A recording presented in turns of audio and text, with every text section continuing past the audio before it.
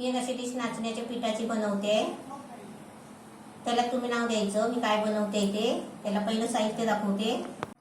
हे नाचणीचं पीठ आहे, 1 वाटी आणि पाव वाटी म्हणजे 1.25 वाटी पीठ घेतलंय नाचणीचं। त्याच्यासाठी ही पावणा वाटी साखर घेतली आहे। त्याच्यासाठी हे पाव वाटी आपल्याला त्या साखरेमध्ये पाक बनवण्यासाठी पाणी घ्यायचं आहे। हे अर्धा वाटी खवा घेतलाय। हे 4-5 चमचे दूध घेतलाय। हे अर्धी वाटी घी घेतलाय। हे वेलची जायफळ पावडर आहे आणि काजू आहे बारीक करून घेतलेले आणि हे बदाम आहेत। आता मी पहिला आहे ना हा टोप घेतलाय, त्याच्यामध्ये हे सर्व पीठ घेते ओतून। आता याच्यामध्ये आहे ना मी 3 चमचे घी घेणार आहे आणि त्याच्यामध्ये आहे ना हे दूध टाकते। दूध आणि घी टाकून हे सर्व मिश्रण आहे ना सर्व आता एकजीव करून घेते हाताने।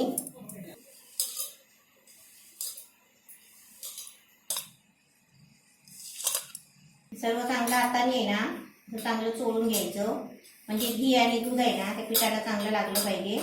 आता मी पीठ आहे ना हे सगळं मिक्स केलंय। याचा पीठ आहे ना 10 मिनिटासाठी मी झाकून ठेवते आणि त्याच्यानंतर मी तुम्हाला दाखवते। 10 मिनिटं झाली आहे। आता हे चाळून घेतली आहे ताट। आता हे पीठ आहे ना चाळणीने थोडंसं चाळून घेते।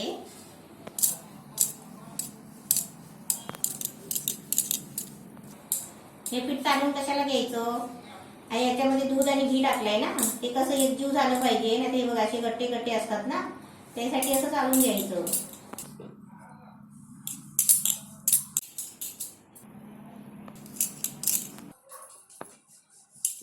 हे बघा सर्व चाळून घेतलंय, काय सुद्धा राहिलं नाही।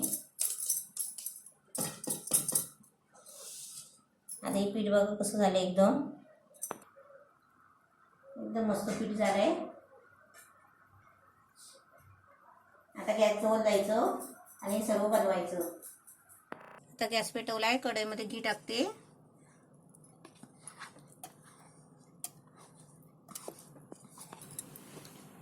हे थोडं ताटाला लावायला ठेवलंय, हे आता चांगलं तापलंय। आता त्याच्यामध्ये आहे ना हे मी पीठ टाकते।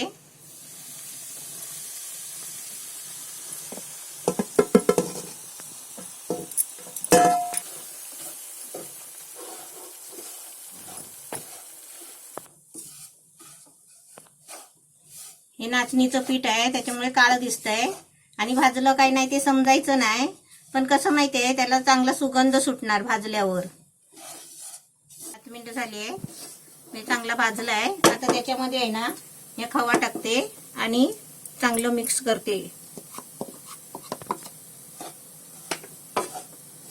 आता चांगलं पीठ आणि खवा आहे ना एकजीव झालेला आहे आणि मस्त भाजलं आहे पण छान।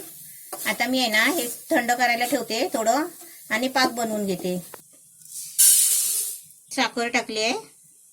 आता साखरेच्या बरोबर आहे ना पाणी ओतायचं आणि आता हा पाक बनवून घेते। पाक आपला तर मस्त छान झालाय। आता हे पाक आहे ना या पिठामध्ये मी ओतते।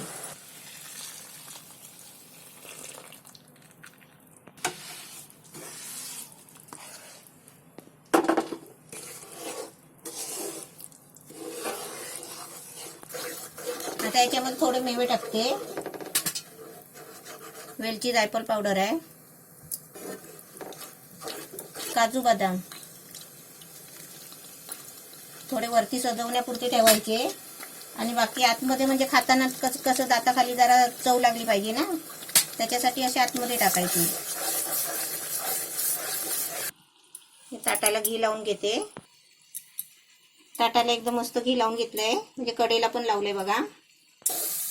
हे चांगला असा मस्तपैकी आहे ना वरती गोळा करायचा करून घ्यायचा असं हलवून।